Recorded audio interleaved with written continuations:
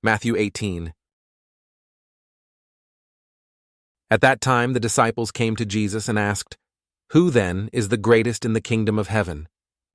He called a little child to him and placed the child among them, and he said, "Truly I tell you, unless you change and become like little children, you will never enter the kingdom of heaven.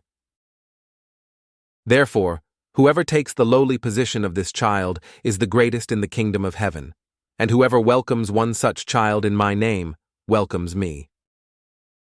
If anyone causes one of these little ones, those who believe in me, to stumble, it would be better for them to have a large millstone hung around their neck and to be drowned in the depths of the sea. Woe to the world because of the things that cause people to stumble. Such things must come, but woe to the person through whom they come. If your hand or your foot causes you to stumble, cut it off and throw it away. It is better for you to enter life maimed or crippled than to have 2 hands or 2 feet and be thrown into eternal fire. And if your eye causes you to stumble, gouge it out and throw it away. It is better for you to enter life with 1 eye than to have 2 eyes and be thrown into the fire of hell. See that you do not despise one of these little ones, for I tell you that their angels in heaven always see the face of my Father in heaven, for the Son of Man has come to save that which was lost. What do you think? If a man owns 100 sheep and one of them wanders away, will he not leave the 99 on the hills and go to look for the one that wandered off?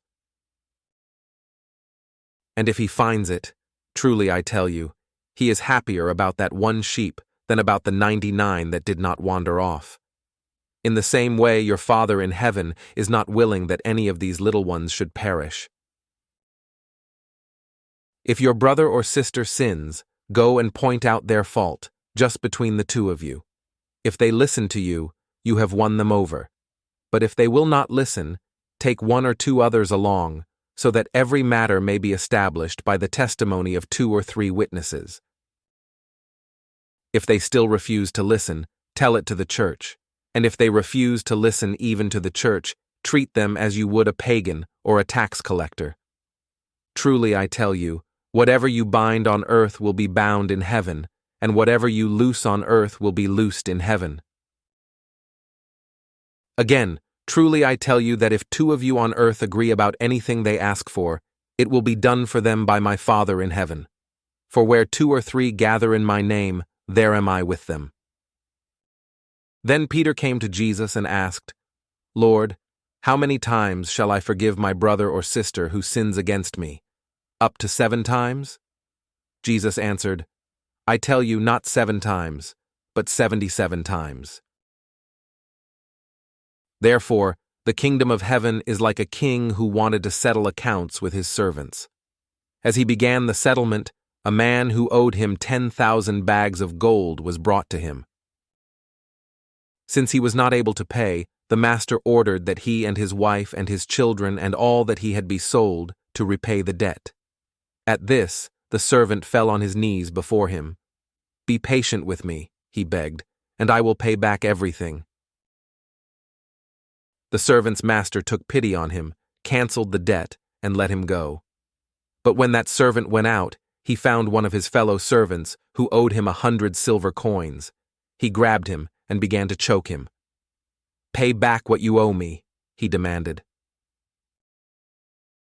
His fellow servant fell to his knees and begged him, "Be patient with me, and I will pay it back."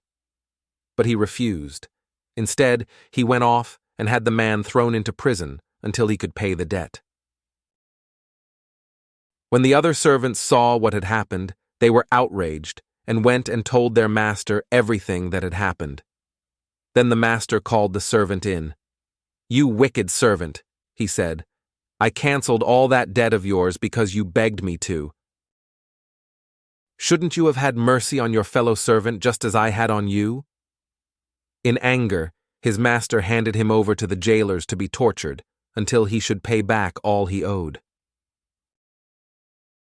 This is how my heavenly Father will treat each of you unless you forgive your brother or sister from your heart.